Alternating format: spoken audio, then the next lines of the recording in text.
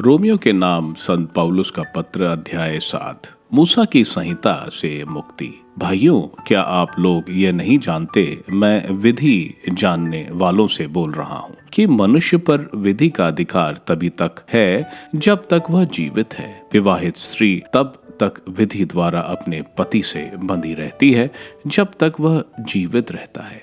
यदि पति मर जाता है तो वह अपने पति के बंधन से मुक्त हो जाती है। यदि वह अपने पति के जीवन काल में किसी दूसरे की पत्नी बन जाती है तो वह व्यभिचारिणी कहलाएगी। किंतु यदि पति मर जाता है तो वह उस बंधन से मुक्त हो जाती है, और यदि वह किसी दूसरे की पत्नी बन जाती है तो वह व्यभिचार नहीं करती। मेरे भाइयों, आप लोग भी मसीह के शरीर से संयुक्त होने के कारण संहिता की दृष्टि में मर गए और अब किसी दूसरे के अर्थात उसके हो गए हैं, जो मृतकों में से जी उठे। यह इसलिए हुआ कि हम ईश्वर के लिए फल उत्पन्न करें। जब हम अपने देहिक स्वभाव के अधीन थे तो संहिता से प्रेरित पापमय वासनाएं हमारे अंगों में क्रियाशील थी और मृत्यु के फल उत्पन्न करती थी। किंतु अब हम उन बातों के लिए मर गए हैं जो हमें बंधन में जकड़ती थी, इसलिए हम संहिता से मुक्त हो गए हैं। इस प्रकार हम पुरानी लिखित संहिता के अनुसार नहीं, बल्कि आत्मा के नवीन विधान के अनुसार ईश्वर की सेवा करते हैं। संहिता का प्रयोजन। क्या इसका अर्थ ये है कि संहिता पाप है? एकदम नहीं। फिर भी संहिता के द्वारा ही पाप का पता चला। यदि संहिता में नहीं कहा होता लालच मत करो, तो मैं ये नहीं जानता कि लालच क्या है। इस आज्ञा से लाभ उठाकर पाप ने मुझ में हर प्रकार का लालच उत्पन्न किया। संहिता के अभाव में पाप निर्जीव है। एक समय था जब संहिता नहीं थी और मैं जीवित था, किंतु आज्ञा के आने से पाप का जन्म हुआ और मैं मर गया। इस प्रकार वह आज्ञा जिसे जीवन की ओर ले जाना चाहिए था, मेरे लिए मृत्यु का कारण बनी, क्योंकि पाप ने आज्ञा से लाभ उठाकर मुझे धोखा दिया और आज्ञा के द्वारा मुझे मार दिया। इस प्रकार हम देखते हैं कि संहिता पवित्र है और आज्ञा पवित्र, उचित एवं कल्याणकारी। तो जो बात कल्याणकारी थी,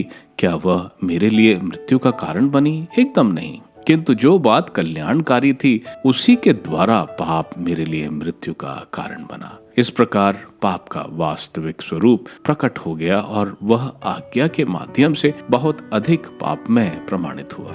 मनुष्य स्वभाव से पाप के अधीन है। हम जानते हैं कि संहिता आध्यात्मिक है, किंतु मैं प्राकृतिक और पाप का दास हूँ। मैं अपना ही आचरण नहीं समझता हूँ, क्योंकि मैं जो करना चाहता हूँ वह नहीं, बल्कि वही करता हूँ जिससे मैं घृणा करता हूँ। यदि मैं वही करता हूँ जो मैं नहीं करना चाहता, तो मैं संहिता से सहमत हूँ और उसे कल्याणकारी समझता हूँ। किंतु मैं करता नहीं रहा, बल्कि करता है मुझ में निवास करने वाला पाप। मैं जानता हूँ कि मुझ में अर्थात मेरे दैहिक स्वभाव में थोड़ी भी भलाई नहीं, क्योंकि भलाई करने की इच्छा तो मुझ में विद्यमान है, किंतु उसे कार्यान्वित करने की शक्ति नहीं है। मैं जो भलाई करना चाहता हूँ वो नहीं कर पाता, बल्कि मैं जो बुराई नहीं चाहता वही कर डालता हूँ। किंतु यदि मैं वही करता हूँ जिससे मैं नहीं चाहता, तो करता मैं नहीं, बल्कि करता है मुझ में निवास करने वाला पाप। इस प्रकार मेरा अनुभव ये है कि जब मैं भलाई की इच्छा करता हूँ तो बुराई ही कर पाता हूँ। मेरा अंतरतम ईश्वर के नियम पर मुक्त है,